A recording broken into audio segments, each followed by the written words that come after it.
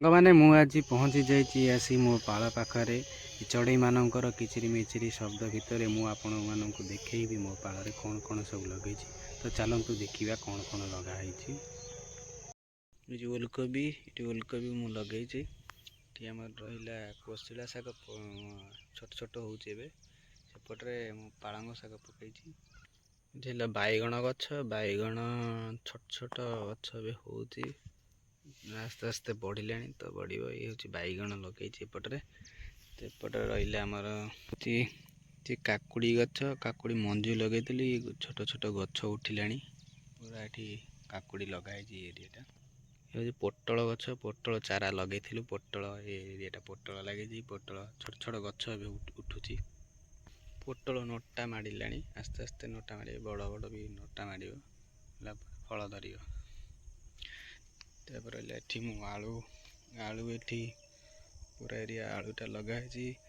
50 କେଜିର ଆଳୁ ଲଗାଇଛି ଏରିଆଟାରେ। 50 କେଜି ଆଳୁ ଗଛ ଟିକି ଟିକି ଛୋଟ ଛୋଟ ଗଛ ବି ହେଇସାରିଲାଣି। ବଢ଼ିଲା ପରେ ହୁଡ଼ା ଟେକା ହେଇକି ହୁଡ଼ା ବି ଦିଆହେବ।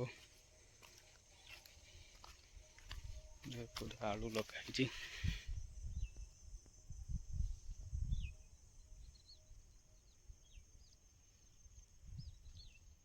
ସେପଟରେ ମୁଁ ପିଆଜ ବି ଲଗେଇଛି, ପିଆଜ ଦେଖିଛ।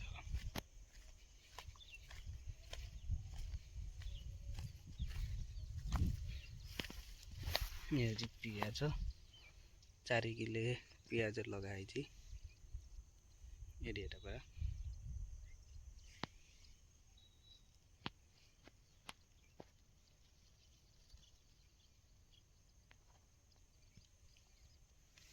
ସେପଟେ ଟମାଟର ବି ଲଗା ହେଇଛି, ଟମାଟର ଗଛ।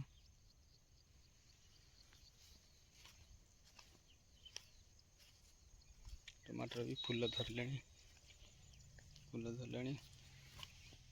ଟମାଟର ଫଳିବା ଉପରେ ହେଇ ଆସିଲାଣି।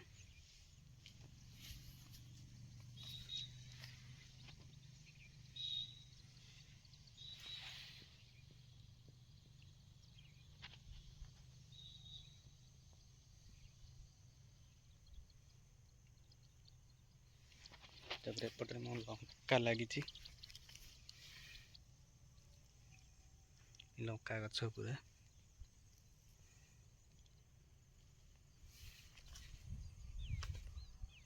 ଲଙ୍କା ଗଛ ଛୋଟ ଛୋଟ ହେଇଛି କିନ୍ତୁ ବଢ଼ିନି, ଏବେ ଲଗା ହେଇଥିଲା।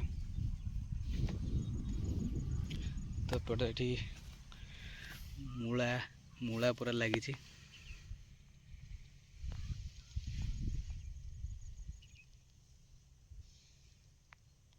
ମୂଳା ମଧ୍ୟ ହେଲାଣି।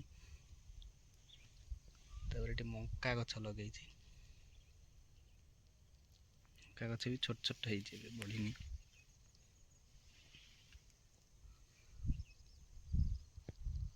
ହାଇ ସାଙ୍ଗମାନେ, ଆଜିର ଭିଡ଼ିଓରେ ମୋର ପାଳ ଚାଷରେ କ'ଣ ସବୁ ଲଗା ହେଇଛି ଭିଡ଼ିଓ ମାଧ୍ୟମରେ ଦେଖେଇଲି। ତ ଆଶା କରୁଛି ଆପଣମାନଙ୍କୁ ଭିଡ଼ିଓଟି ଭଲ ଲାଗିଥିବ। ଲାଇକ୍, କମେଣ୍ଟ, ସେୟାର, ସବସ୍କ୍ରାଇବ୍ କରିବାକୁ ଭୁଲିବେ ନାହିଁ। ଜୟ ଜଗନ୍ନାଥ।